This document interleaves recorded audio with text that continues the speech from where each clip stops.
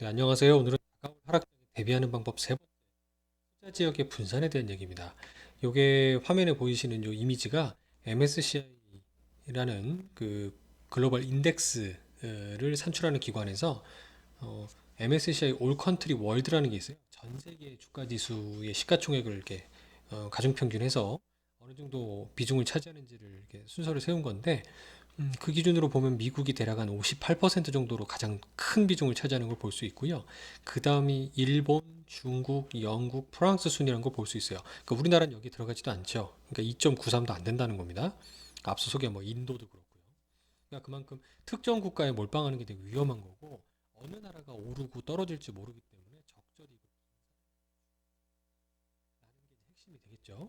그래서 오늘은 여기 있는 투자 지역의 분산, 국내 주식 시장이 전 세계에서 차지하는 비중이 작다 보니까 오를 땐 화끈하게 오르지만 외면당할 땐 또 우리나라는 소외되고 미국만 도격청청 오를 수도 있죠. 중국만 오를 수도 있죠. 그래서 해외 투자에 관심을 가져야 한다는 겁니다. 만약에 과거로 돌아가서 2000년도에 지금으로부터 20년 동안 투자를 했다라고 가정해 보겠습니다. 그러면 아마 여기 보라색이 중국 상해 종합지수고요. 미국이 S&P 500 지수인데 미국에 투자했으면은 1,500이었던 S&P 500 지수가 4,180까지 올라가니까 대략 한 280% 정도의 수익이 났을 거고요. 중국에 투자했더라도 한 1,500이었던 게 그다음 3,500까지 좀 올라갔으니까 대략 한 233% 정도의 수익률이 나고 있을 겁니다. 이 20년의 기간 동안만 놓고 보면은 적지 않은 수익률이 나는 걸 볼 수가 있죠. 그런데 이제 느낌이 오시는 분들은 아실 거예요. 중간중간 이렇게 삐쭉삐쭉 튀어나와 있죠. 변동성이 중국이 상당히 컸다는 거예요. 만약에 이걸 구간을 끊어서 지금에 있는 그림처럼 2000년에서 2007년도까지 한번 투자하는 걸로 생각을 해보겠습니다. 당시에 미국 상황이 어땠냐면 미국은 뭐 그 글로벌 금융위기 직전의 상황이었었는데요. IT 버블이란 것도 있었고, 그 다음에 또 9.11 테러 등등의 이벤트 등이 쭉 흘러내렸습니다. 주가가 2002년도까지 안 좋지 않다가 이후에 반등을 해서 이제 과거 주가의 높이 수준까지 오는 게 2007년도의 상황이었어요. 그러니까 이럴 때는 적립식으로 평균 단가를 이렇게 낮춰놓는 게 유리했겠죠? 예, 근데 반면에 보라색이었던 상해종합지수는 무려 한 5년, 6년까지 흘러내립니다. 쭉 재미가 없죠. 대부분 이런 시장에서 못 견뎠을 겁니다.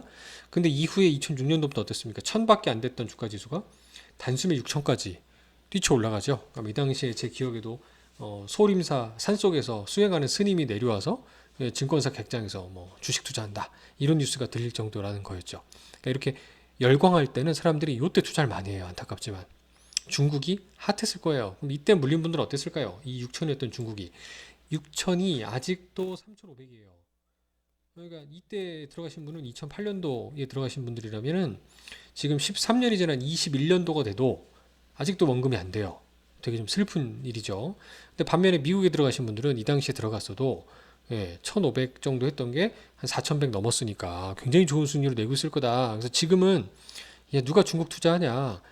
장기적으로 미국이다라는 게 조금은 인식이 이제 되시긴 했는데 여기서 이제 우리가 얻어야 될 교훈은 뭐냐면 이때 말고도 2015년도에도 또 한 번 이렇게 엄청나게 상승하는 경우들이 발생하는 거예요.